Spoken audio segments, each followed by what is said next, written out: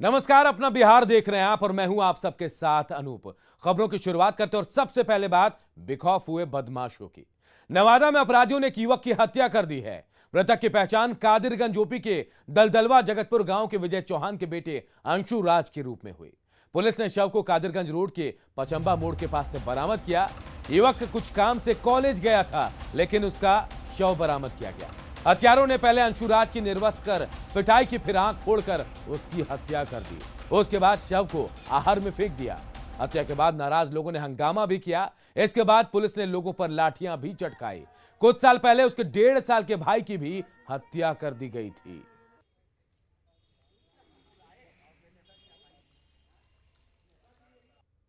मुझे लगता मेरे गांव वाला के बाहर से किसी से दुश्मनी नहीं था। बाहर मेरा भाई का किसी से लड़ाई कोई झगड़ा नहीं था। यहाँ रहता ही नहीं था। वो अभी लॉकडाउन में मम्मी अकेले थी, तब उसको रखे थे कि मम्मी का तबीयत खराब रहता है। पापा पूर्णिया में थे, तो लगा मम्मी से किसी को रहना है, तो हम बोले कि हम तो रह नहीं पाएंगे बाबू, तू रहो यहाँ, फिर हम आएंगे तो तुम चले आना। क्या किस पे लगता है, क्या कैसे क्यों हत्या हुआ? हम कुछ नहीं, हमको क्या पता गांव में कौन ऐसा किया, अब कैसे बताए। हम हमारे गांव ऐसे किया, दूर का कोई नहीं किया है। इसलिए कि उतना दूर पूरा नवादा से साइकिल से मेरा भाई गया, कादिरगंज से गांव गया। मेन रोड पे कहीं नहीं हुआ, गांव वाले ही रोड में हुआ घटना। जिसका जहां घटना हुआ है बाहर का नहीं कर सकता है। डेड बॉडी एक मिला था, उसको हम लोग लेके आए हैं। हत्या प्रतीत होता है और हम लोग उस पर काम कर रहे हैं और डेड बॉडी का पोस्टमार्टम हो गया है। परिजन लोग लेकर के जाएंगे। पुलिस पे आरोप लगी है पिटाई का, ये परिजन को जो है पिटाई का। मेरे पास और अनिल विशाल हमारे सहयोगी इस खबर पर हमारे साथ जुड़े। अनिल, निर्मम तरीके से हत्या की गई और 1.5 साल पहले, कुछ साल पहले 1.5 साल के अंशु के भाई की भी हत्या की गई थी। ये मामला कहीं और से जुड़ा हुआ लग रहा है, क्या जानकारी मिल पाई है? जी देखिए अनूप, अभी इस पूरे मामले में अनुसंधान तो आखिरी दौर में नहीं पहुंचा है, लेकिन जहां तक अभी अनुसंधान पहुंचा है उसमें अभी यह बात निकल कर तो आई है कि युवक की हत्या हुई है। अनुसंधान के दौरान ये भी बात सामने आ रही है कि डूबकर भी उसकी मौत हो सकती है। हालांकि इस तकनीकी आधार पे भी अभी छानबीन पुलिस की जारी है। शुरुआती दौर में यह कुछ पता अभी पूर्ण रूप से नहीं चल पाया है कि उसकी हत्या किसने की है और किस कारणवश उसकी हत्या हुई है। लेकिन अनिल डूब कर भी हत्या हो सकती है, पुलिस ऐसा कह रही है। आंखें कैसे फूटी सकती है, फोड़ी जा सकती है? क्या डूबने से ऐसा हो सकता है कि एक आंख फूट जाए? जी बिल्कुल अनूप। शुरुआती दौर में जो डॉक्टरों ने उनका पोस्टमार्टम किया है, शुरुआती दौर में उन्हें यह भी मिला है, आंख फूटने के अभी पूर्ण रूप से साक्ष्य नहीं मिले हैं, मगर जो पानी में डूबने के बाद जो बॉडी की जो स्थिति होती है उसमें अभी क्लियर धीरे धीरे हो पा रहा है कि आंखें किस वजह से फूटी है। तो इसलिए अभी इस बिंदु पे अभी पूरी तरह से पहुंचा नहीं जा सकता है कि उसके आंखें भी फोड़ी गई है, क्योंकि अभी जो है सो शुरुआती दौर में अभी पोस्टमार्टम रिपोर्ट अभी क्लियर ये चलिए थोड़ा इंतजार करते हैं पोस्टमार्टम रिपोर्ट का। तब जो रिपोर्ट आएगी उसके हिसाब से बहुत सारी चीजें साफ भी हो जाएगी। तो नवादा से बड़ी खबर जाए कि युवक की निर्मम हत्या कर दी गई है। अंशु नाम के युवक की हत्या की गई है, आंख फोड़ी गई है, ऐसी जानकारी अब तक मिल रही है, लेकिन अभी तक इसकी पुष्टि नहीं हो पाई है। पोस्टमार्टम रिपोर्ट के बाद तमाम बातों का खुलासा भी होगा। बहुत बहुत शुक्रिया आपका इस तमाम जानकारी के लिए अनिल। खबर बांका के धोरैया से है, जहां स्टील के बक्से से एक महिला का शव बरामद हुआ है। रात के अंधेरे में बक्से को सड़क किनारे फेंका गया। सुबह में लोगों ने इसे देखा और पुलिस को सूचना दी। जब पुलिस के आदेश पर बक्से को खोला गया तो बक्से में महिला के शव को देखकर सभी हैरान रह गए। घटना धोरैया सनहौला मुख्य मार्ग के फत्तू चक मंदिर के पास की है। महिला के शरीर पर जख्म के गहरे निशान है। पुलिस शव की पहचान में जुटी हुई है। प्रशासन आया, बड़ा अब्बू आए, बड़ा अब्बू के आदेश पे प्रशासन ने खोला तो उसमें एक औरत लगभग 40 साल की है, जो कि लगता है कि अर्धनग्न अवस्था में उसको उसमें पैक कर दिया गया था और उसको निकाल के रखा गया है। अभी तक तो उसका शनाख्त नहीं हो पाया है हम लोग के जानकारी के अनुसार। और एक बड़ी और अहम खबर जो है गोपालगंज से आ रही है। गोपालगंज से बड़ी खबर, बेलगाम बोलेरो ने यहां 7 लोगों को कुचल दिया है और इस भीषण हादसे में 3 लोगों की मौत की भी खबर आ रही है। कटैया के किमटोला गांव की घटना है। वोट मांगने के दौरान यह हादसा हुआ है। तो देखिए, बेकाबू बोलेरो ने 7 लोगों को कुचला है। गोपालगंज से बड़ी खबर इस वक्त आ रही है। हालांकि इस हादसे में 3 लोगों की मौत की खबर भी है। कटैया के किमटोला गांव की यह घटना है। बताया जा रहा है कि वोट मांगने के दौरान ये बेलगाम बोलेरो इनके ऊपर से गुजर गई और 7 लोगों को कुचला इस बेलगाम बोलेरो ने। इनमें से 3 की मौत की खबर भी आ रही है। अररिया शहर के आदर्श मध्य विद्यालय में इन दिनों नशेड़ियों का कब्जा है। दिन के उजाले में यहां बच्चों को शिक्षा दी जाती है, लेकिन शाम ढलते ही स्कूल में नशेड़ियों का कब्जा हो जाता है। इससे न सिर्फ स्कूल का माहौल खराब हो रहा है, बल्कि खुद प्रधान अध्यापिका भी परेशान है। स्कूल में नशेड़ियों के उत्पात का जायजा लिया हमारे सहयोगी सतीश कुमार ने। अररिया में स्मैक का जो नशा है वो चरम पर है। तस्वीर में आप देख सकते हैं, अभी हम अररिया शहर के आदर्श मध्य विद्यालय अररिया बाजार में मौजूद हैं और यह स्मैक का जो नशा है अब सड़कों से होते हुए सरकारी स्कूलों के प्रांगण में प्रवेश कर गया है। तस्वीर में आप देख सकते हैं कि यह अररिया का आदर्श मध्य विद्यालय अररिया बाजार स्कूल है और यहाँ पर सिगरेट, ताश के पत्ते और नशे के जो सामान हैं वो यहाँ पर बिखरे पड़े हैं। क्या लगता है कि स्कूल आवर के बाद जो स्मैक का जो नशा करता है वो घुसता है यहाँ? है ना, वो तो बच्चा भरा हुआ रहता है, स्मैक करने वाला बच्चा भरा हुआ रहता है, ताश खेलने वाला रहता है, सियाना सब बच्चा रहता है। विद्यालय का ट्यूबवेल उखाड़ लिया है, शौचालय में ईंटा पत्थर दे करके तब शौचालय करता है बच्चा सब। लत जो फैल रही है वो कितना खराब है? वो तो बहुत खराब है, वो तो बहुत खतरनाक है। वो तो अभी से जो छोटा छोटा बच्चा जो कर रहा है नशा, वह तो पागल हो जाएगा, अपने खुद पागल हो जाएगा, परिवार को भी बर्बाद कर देगा वो बच्चा। तो क्या लगता है कि ऐसे नशेड़ियों के लिए जो है क्या होना चाहिए? नशा मुक्ति केंद्र भी खुलना चाहिए अररिया? हाँ, केंद्र खुलना चाहिए, नशा मुक्ति केंद्र खुलना चाहिए। बहुत बहुत चरम सीमा पर हो गया है, छोटा छोटा बच्चा करता है नशा, चरम सीमा पर हो गया है ये नशा। आपने देखा कि अररिया के युवा जो स्मैक का नशा करते हैं, तो अररिया की सड़कों से जो नशेड़ियों का जो जमावड़ा है वो अब शिक्षा के मंदिर में रुख कर गया है। शाम ढलते ही अररिया के इस आदर्श मध्य विद्यालय में जो स्मैक के जो नशेड़ी हैं उनका यहाँ पर जमावड़ा होता है। इस स्कूल में नशेड़ियों का जो अड्डा है और उत्पात जो है वो लगातार बना हुआ है। Satish Kumar, news 18 Araria.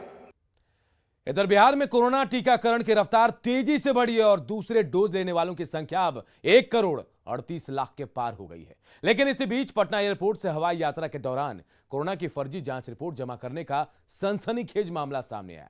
Airport authority ने पटना जिला प्रशासन से इसकी शिकायत की है कि पटना एयरपोर्ट पर कोरोना की फर्जी जांच रिपोर्ट जमा कराई जा रही है।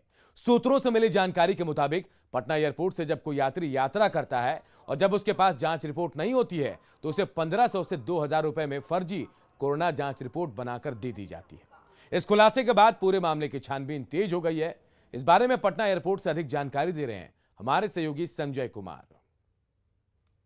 राजधानी पटना के जयप्रकाश नारायण इंटरनेशनल एयरपोर्ट से हवाई यात्रा करने वाले लोगों द्वारा कोरोना की फर्जी जांच रिपोर्ट जमा किए जाने की बात सामने आई है। जो जानकारी मिल पाई है उसके अनुसार पटना में कोरोना का फर्जी जांच रिपोर्ट 20 मिनट में तैयार हो जा रहा है और यह वाकया सामने आने के बाद एयरपोर्ट अथॉरिटी के साथ ही पटना जिला प्रशासन भी हैरान है। दरअसल एक अमृतसर के युवक ने पटना एयरपोर्ट से हवाई यात्रा के दौरान जो कोरोना जांच रिपोर्ट सौंपी है वह अपने आप में काफ़ी अद्भुत है। मज़े की बात है कि जांच के लिए जो नमूना उसने दिया था वो उसके पटना रहते दिल्ली में लिया गया। रिपोर्ट पर दस्तखत भी दिल्ली के डॉक्टर के हैं, जबकि उसकी जांच रिपोर्ट गुवाहाटी के पैथोलॉजी लैब से जारी की गई है। यह जांच रिपोर्ट जब पटना एयरपोर्ट पर सौंपी गई उसके बाद एयरपोर्ट अथॉरिटी हैरान रह गया और इस पूरे मामले की शिकायत पटना जिला प्रशासन से की गई है। कई एयरलाइंस के प्रबंधकों ने एयरपोर्ट डायरेक्टर को यह RT-PCR जाँच रिपोर्ट जो है सौंपी है, जिसके बारे में यह जानकारी मिली है कि यह जांच रिपोर्ट जो है वह फर्जी है और इस शिकायत के आधार पर एयरपोर्ट अथॉरिटी ने पटना जिला प्रशासन को इस पूरे मामले में जांच का अनुरोध किया है। हवाई यात्रा के लिए RT-PCR जांच रिपोर्ट अनिवार्य होने के बाद पटना में यह रैकेट सक्रिय हो गया है और जो जानकारी मिल पाई है उसके अनुसार इसमें विभिन्न एयरलाइंस के कर्मचारियों की मिलीभगत की भी आशंका जताई गई है।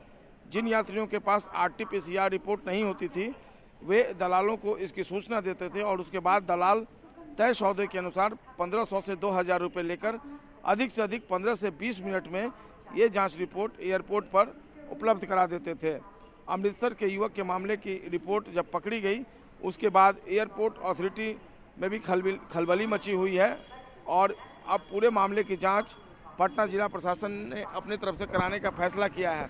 कई जांच रिपोर्ट पटना जिला प्रशासन को सौंपे गए हैं, जो सूत्रों ने जानकारी दी है, और उसके बाद इस पूरे मामले की जांच चल रही है। एक तरफ जहां बिहार सरकार ने दूसरे प्रदेशों से दुर्गा पूजा के दौरान आने वाले लोगों के लिए RT-PCR जांच जो है वो अनिवार्य कर दिया है और एयरपोर्ट से लेकर रेलवे स्टेशन पर उनकी जांच की जाएगी, वहीं दूसरी तरफ पटना में कोरोना जांच का फर्जी गिरोह जो है वह सक्रिय हो गया है, जो एयरपोर्ट अथॉरिटी के साथ ही पटना जिला प्रशासन के लिए भी एक बड़ी चुनौती है कि कैसे उस पर नियंत्रण पाया जा सके। कैमरा पर्सन मणि जुनेजा के साथ संजय कुमार, न्यूज़ 18 पटना। तो इस खबर से जहां हड़कंप मचा हुआ है, तो वहीं फर्जी रिपोर्ट देने वाले यात्री भी सवालों के घेरे में हैं। आखिर क्यों ऐसा कर रहे हैं, जरा समझने की कोशिश करते हैं। देखिए, गलत रिपोर्ट से कोरोना का संक्रमण जो है वो तेजी से बढ़ सकता है, संक्रमण का खतरा बढ़ सकता है। यात्रा करने के लिए जान से खिलवाड़ किया जा रहा है और इसके अलावा देखिए, झूठी रिपोर्ट देकर यात्री देश को भी धोखा दे रहे हैं। अगर आप बीमार हैं तो इलाज कराइए, संक्रमण मत फैलाइए। अब शिकायत हुई है, एयरपोर्ट अथॉरिटी की शिकायत से अब इस पूरे मामले को लेकर हड़कंप मचा हुआ है। बिहार में जहां एक तरफ वायरल फीवर का कहर बरपा है, तो दूसरी तरफ अस्पतालों में वैसे मरीजों की संख्या भी बढ़ी जो आंख की बीमारियों से परेशान है। राजेंद्र नगर आई हॉस्पिटल में आंखों में इंफेक्शन की शिकायत को लेकर बड़ी संख्या में मरीज ओपीडी में पहुंच रहे हैं। अस्पताल के डायरेक्टर की माने तो ओपीडी में रोजाना 200 से ज्यादा मरीज देखे जा रहे हैं। इनमें इंफेक्शन वाले मरीज सबसे ज्यादा हैं। आई हॉस्पिटल का जायजा लिया हमारे सहयोगी रजनीश कुमार ने। सीजन चेंज होने के बाद जहां वायरल फीवर वाले मरीजों की संख्या बढ़ी है, वहीं आंखों की बीमारियां भी बढ़ने लगी है। ऐसे में राजेंद्र नगर आई हॉस्पिटल में ओपीडी पर दबाव बढ़ने लगा है और रोजाना 200 ऐसे मरीज हैं जो आई चेकअप करवाने के लिए पहुंचते हैं। यहाँ के डायरेक्टर हैं, उनसे हम बात करेंगे आखिर किस तरह के इन्फेक्शन की शिकायतें मिल रही है और जो सीजन चेंज हुआ है आंखों पर क्या असर पड़ रहा है। तो इस वक्त आप देख सकते हैं कि ओपीडी में बड़ी संख्या में दूर दूर से मरीज पहुंचे हैं और ये सुपर स्पेशलिटी आई हॉस्पिटल तैयार किया गया है, जहां पर रोज जो है इस तरह से मरीजों की भीड़ देखने को मिलती है। तो यहाँ के डायरेक्टर हैं, उनसे बात करते हैं। डॉक्टर हरिश्चंद्र ओझा हमारे साथ हैं। सर, देखा जा रहा है कि अस्पतालों में बेड फुल है, छोटे बच्चों से लेकर बड़ों तक में वायरल फीवर का कहर जारी है। आंखों पर क्या इसका असर? अभी भी जब भी मौसम बदलता है उस समय 2-3 तरह की बीमारियां बढ़ती है। पहले की तुलना में मरीजों की संख्या बढ़ी है? बिल्कुल बढ़ी है और मरीज यहाँ जो भी आ रहे हैं उनका प्रॉपर हम लोग देखभाल कर रहे हैं, इलाज कर रहे हैं, चश्मा दे रहे हैं।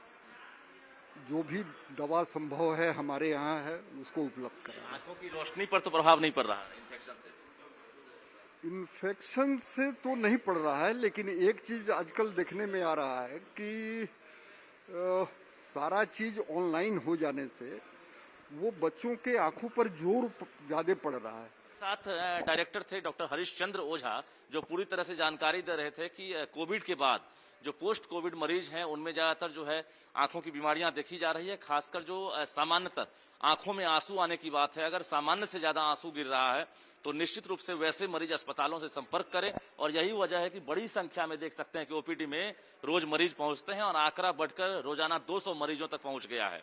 छोटे बच्चों में ज्यादातर ये बीमारियां देखी जा रही है, क्योंकि ऑनलाइन पढ़ाई के साथ साथ ऑनलाइन जो लत लग गई है बच्चों में, ऐसे में बच्चे ज्यादातर प्रभावित हो रहे हैं। तो डॉक्टरों ने भी अपील की है कि अगर इन लक्षणों में आप में अगर कोई ऐसा लक्षण अगर दिखाई देता है तो आप निश्चित रूप से नेत्र अस्पताल से संपर्क करें, चिकित्सक आपका बेहतर इलाज कर सकेंगे। कैमरामैन अजय दुबे के साथ रजनीश कुमार, न्यूज़ 18 पटना।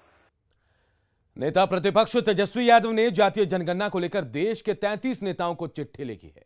तेजस्वी यादव ने सोनिया गांधी, ममता बनर्जी, नीतीश कुमार समेत 33 नेताओं को पत्र लिखा है। तेजस्वी यादव ने सभी को एक साथ आगे आने की मांग की है। तेजस्वी ने जातीय जनगणना को राष्ट्र निर्माण के लिए जरूरी बताया। साथ ही उन्होंने जातीय जनगणना को लेकर वर्तमान समय को ऐतिहासिक समय भी बताया है।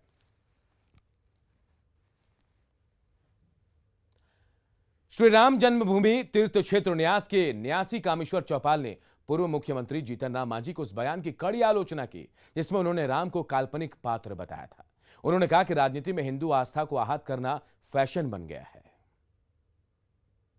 हमारा कहना है कि हर एक विषय को लेकर के सबसे दुर्बल हिंदुओं की आस्था, सबसे दुर्बल हिंदुओं के मानबिंदु, उनके ऊपर टिप्पणी करते रहो, जो मन में आए मुख से बोलते रहो। इस प्रकार का ओछी जो टिप्पणियां है वो हिंदू समाज को आहत करता है। अपना बिहार में कुछ और खबरें, लेकिन एक छोटे से ब्रेक के बाद जल्द लौटते हैं।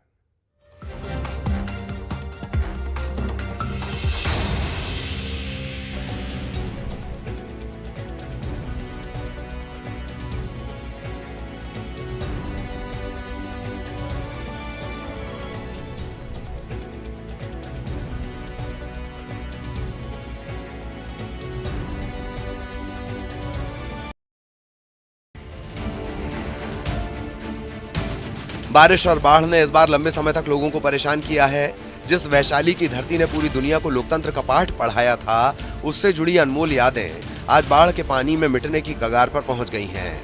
ऐसे में इन धरोहरों की हिफाजत नहीं हुई तो आने वाली पीढ़ियों को शायद पता भी नहीं चलेगा। इन बौद्ध मंदिरों में कभी बुद्धम शरणम गच्छामि के बोल गूंजते थे, महात्मा बुद्ध के अनुयायियों का तांता लगा रहता था, लेकिन आज हर तरफ सैलाब का साया है। क्या मंदिर और क्या संग्रहालय, म्यांमार का मंदिर जलमग्न हो गया है तो ऐतिहासिक धरोहरें बाढ़ के पानी में तैर रही हैं। हर तरफ गंडक नदी की धारा बह रही है। वैशाली के इस इलाके में बौद्ध मंदिरों का पूरा संसार बसा हुआ है। बिहार सरकार 320 करोड़ रुपए खर्च करके बुद्ध सम्यक दर्शन संग्रहालय बनवा रही है, लेकिन अचानक गंडक नदी सबको डुबाने पर तुली हुई है।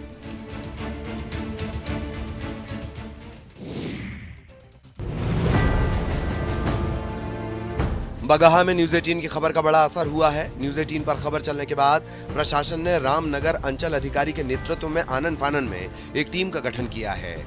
ये टीम दोन के 2 पंचायतों के 26 गांवों का निरीक्षण कर नुकसान का आकलन करेगी और राहत देगी। न्यूज 18 ने खबर दिखाई थी कि कैसे दोन इलाके के लोग मरीजों को खाट पर लेकर पैदल अस्पताल जाते हैं और करीब 25 किलोमीटर का सफर उन्हें पैदल तय करना पड़ता है। उस क्षेत्र में जो भी लोगों की कठिनाइयाँ है, जैसे किसी का घर कट गया है, आवासीय घर कटा है, पशु शेड कटा है, रास्ता कटा है, कलवर्ट पुल पुलिया कटा हुआ है, और नियमानुसार यथोचित कार्रवाई करते हुए उन लोगों को सारी सुविधाएं उपलब्ध कराएगी। पहले जंगल और फिर कई नदियों को पार कर लोग अपने परिजनों का इलाज कराने जाते हैं। पहाड़ी इलाके में सभी रास्ते टूट चुके हैं। गाँव में इलाज का कोई इंतजाम नहीं, मजबूरी में लोग जान जोखिम में डालकर सफर कर रहे हैं। अब स्थिति बदलने की उम्मीद है।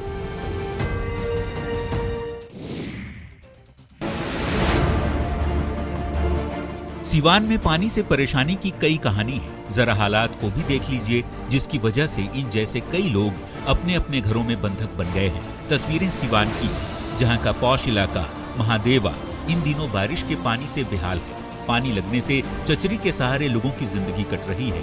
वे जरूरी कामों के लिए ही घर से निकल रहे हैं और जिनके पास चचरी के पुल का सहारा नहीं है। न्यूज हेडलाइंस के प्रायोजक पेट सफा आयुर्वेदिक चूर्ण, पेट सफा हर रोग दफा।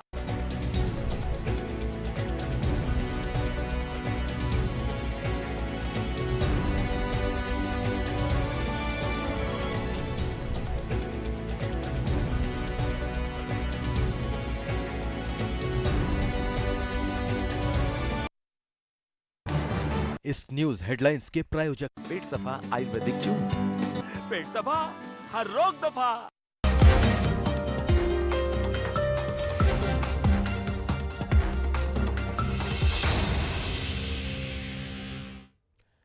यूपीएससी की परीक्षा में इस बार पूरे देश में बिहार का डंका बजा है।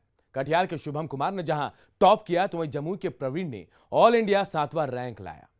किशनगंज के अनिल बोसाक ने भी यूपीएससी की परीक्षा में 45वां रैंक लाकर बिहार का नाम रोशन किया है। अनिल के पिता विनोद बोसाक ने कठिन परिश्रम करके अपने बच्चों को पढ़ाया लिखाया। विनोद बोसाक पहले कपड़ों की दुकान में नौकरी करते थे, फिर ग्रामीण हाट बाजारों में कपड़े की फेरी लगाने लगे। इन परिस्थितियों में रहकर अनिल बोसाक ने जो सफलता हासिल की उससे पूरा परिवार गौरवान्वित है।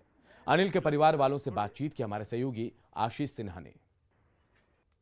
अभी हम मौजूद हैं तांती बस्ती के समीप नेपालकर कॉलोनी में, जहां पे अनिल बोसाक जो कि यूपीएससी के कंपटीशन में 45वां रैंक प्राप्त किया है, उनके पिताजी हमारे साथ मौजूद हैं। हम बात करते हैं कि उनका सफ़र कैसे रहा और कैसे कैसे अपने बच्चे का कंप्लीट कराया, क्या कुछ। और आपको सबसे पहले बधाई। जी हम तो पहले नौकरी कर रहे थे, नौकरी करते हुए लड़का बच्चे को पढ़ाए हैं और साथ साथ में हल्का सा हम बिजनेस भी कर रहे थे और बिजनेस करते करते लड़का सबका पढ़ने का थोड़ा हौसला हम देखे बढ़िया, हम देखे चलो तुम पढ़ो जितना हो सके हम अपना तरफ से हम किए हैं। फिर वो IIT निकाला, IIT निकलने के बाद वो जॉब भी मिल गया था लेकिन वो लिया नहीं जॉब, चाहता तो जॉब आज ठीक है मिल जाता उसको। तो क्या मैसेज देना चाहेंगे ऐसे गार्जियन से कि मतलब क्या करे और कैसे मतलब ये कर पाए? हम तो सब गार्जियन से यही बोलेंगे कि लड़का जो चाहे उस हिसाब से चलना चाहिए। लड़का अगर पढ़ने वाला हो तो उस पर पूरा सहयोग करना चाहिए, जहाँ तक हो तो घर में कुछ बिगाड़ कर भी लड़का को पढ़ाई। क्योंकि आप बहुत कष्ट कजनी कैसे कैसे आप क्या मतलब आप जहाँ तक जानकारी मिली है कि फेरी का काम किए, तो कैसे कैसे आपने सफ़र आगे किया? वही पे फेरी का काम करके कुछ थोड़ा सा कमाई आगे बढ़ा, तो कुछ बड़ा वाला लड़का भी जो है वो जॉब कर रहे हैं, वो कुछ हाँ उनका भी सहयोग। तो हमारे साथ आपके लड़के भी हैं, बात करते हैं कि उनका कैसे क्या रहा। और आप पहले बताओ, आपको बधाई। धन्यवाद। सबको भी मुबारक, पूरा जिला का मुबारक है इसको। तो आपको कैसा लग रहा है बिहार में एक अपने जिला के साथ बिहार का भी नाम रोशन किया आपके भाई ने, तो कैसे आप क्या चाहते थे? अब ये चाहते थे जो वो जैसे इंजीनियरिंग की पढ़ाई करना चाहता था तो आप लोग रोकना चाहते थे या आगे पढ़ने देना चाहते थे, कैसा क्या चाहते थे? नहीं, उसका जो है जो भी उसका मन में था हम लोग उसको सपोर्ट किए, पूरा सपोर्ट रहा है, मेरा भी सपोर्ट। ये थे हमारे साथ उनके भाई जिन्होंने कहा कि हम लोग सभी खुश हैं, लोग बधाई दे रहे हैं और ज़िले में एक अच्छा संदेश जा रहा है कि भाई ये इस पूरे बिहार में अपना स्थान बनाने वाले इस युवा को लोगों का आशीर्वाद मिले, हमारी भी बधाई है। और लोग इसी तरह गार्जियन भी अपने बच्चे को आगे बढ़ने के लिए उत्साहित करें। आशीष सिन्हा, न्यूज़ 18 किशनगंज। मधेपुरा के पुराने निवासी IRS अधिकारी नितेश कुमार जैन इस बार UPSC की परीक्षा में 22वां रैंक लाकर जिले का उन्होंने नाम रोशन किया। इससे पहले भी 2018-19 में उन्होंने 96वां रैंक लेकर वो आए थे, लेकिन वो इससे संतुष्ट नहीं थे। इस बार 22वां रैंक आने से नितेश के घर में खुशियों का माहौल है। उनके घर पर बधाई देने वालों का तांता लगा हुआ है। अपने काबिलियत पे इतनी अच्छी सफलता हासिल की है, जिसका हम सबको बहुत बहुत ज़्यादा खुशी है, बहुत ज़्यादा प्रसन्नता है सबको। इधर सहरसा के मनीष कुमार ने UPSC की परीक्षा में 581वां रैंक लेकर वो आए हैं। नया बाजार के रहने वाले मनीष कुमार की सफलता पर उनका परिवार फूला नहीं समा। मनीष के पिता नया बाजार के रहने वाले कमल किशोर श्रीवास्तव के यहाँ सेल्समैन का काम करते थे। 10 साल पहले पिता के निधन के बाद मनीष इसी परिवार में पले बढ़े। मनीष सहरसा में ही रहकर ये सफलता उन्होंने पाई है।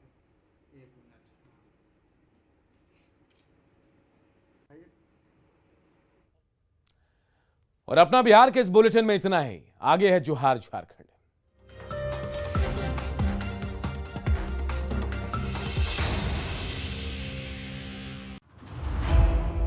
बाढ़ में जब जिंदगी बेबस थी,